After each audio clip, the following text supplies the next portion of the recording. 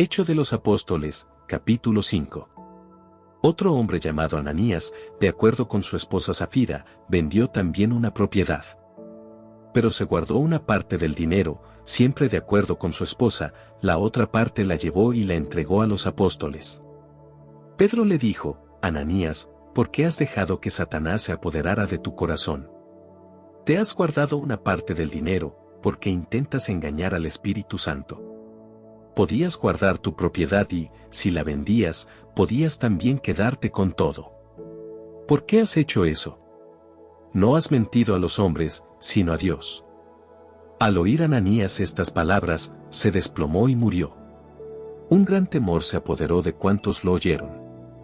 Se levantaron los jóvenes, envolvieron su cuerpo y lo llevaron a enterrar. Unas 3 horas más tarde llegó la esposa de Ananías, que no sabía nada de lo ocurrido. Pedro le preguntó: ¿es cierto que vendieron el campo en tal precio? Ella respondió: sí, ese fue el precio. Y Pedro le replicó: se pusieron, entonces, de acuerdo para desafiar al Espíritu del Señor. Ya están a la puerta los que acaban de enterrar a tu marido y te van a llevar también a ti.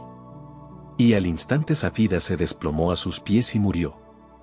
Cuando entraron los jóvenes la hallaron muerta y la llevaron a enterrar junto a su marido.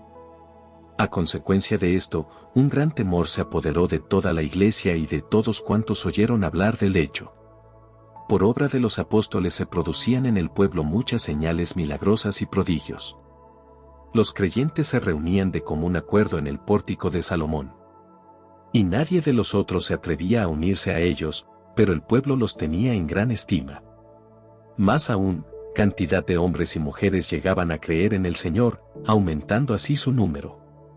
La gente incluso sacaba a los enfermos a las calles y los colocaba en camas y camillas por donde iba a pasar Pedro, para que por lo menos su sombra cubriera a alguno de ellos.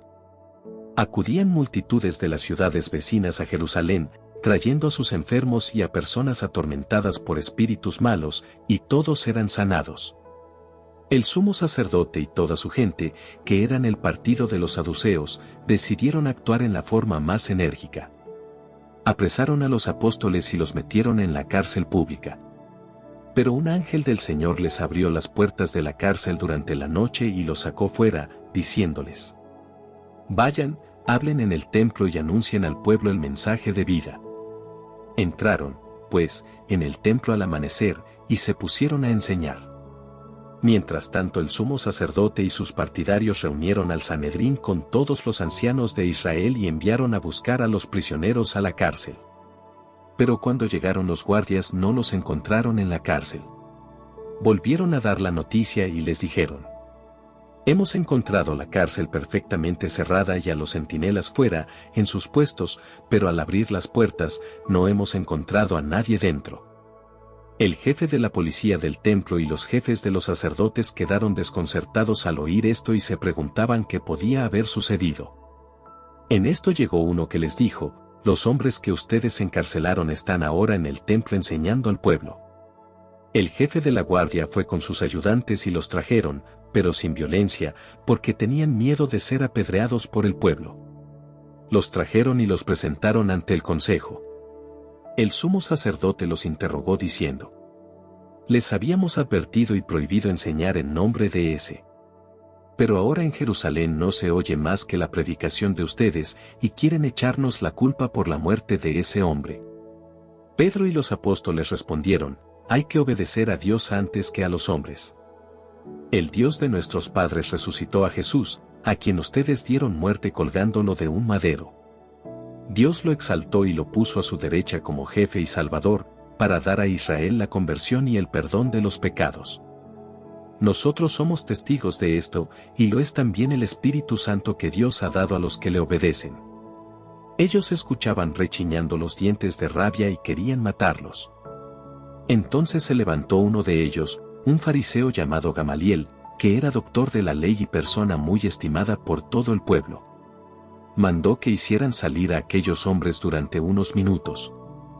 Y empezó a hablar así al consejo: colegas israelitas, no actúen a la ligera con estos hombres. recuerden que tiempo atrás se presentó un tal Teudas que pretendía ser un gran personaje y al que se le unieron unos 400 hombres. Más tarde pereció, sus seguidores se dispersaron y todo quedó en nada. Tiempo después, en la época del censo, surgió Judas el Galileo, que arrastró al pueblo en pos de sí. Pero también este pereció y todos sus seguidores se dispersaron. Por eso les aconsejo ahora que se olviden de esos hombres y los dejen en paz. Si su proyecto o su actividad es cosa de hombres, se vendrán abajo. Pero si viene de Dios, ustedes no podrán destruirla, y ojalá no estén luchando contra Dios. El consejo le escuchó. Y mandaron entrar de nuevo a los apóstoles. Los hicieron azotar y les ordenaron severamente que no volviesen a hablar de Jesús Salvador. Después los dejaron ir. Los apóstoles salieron del consejo muy contentos por haber sido considerados dignos de sufrir por el nombre de Jesús. Y durante todo el día no cesaban de enseñar y proclamar a Jesús, el Mesías, ya sea en el templo o por las casas.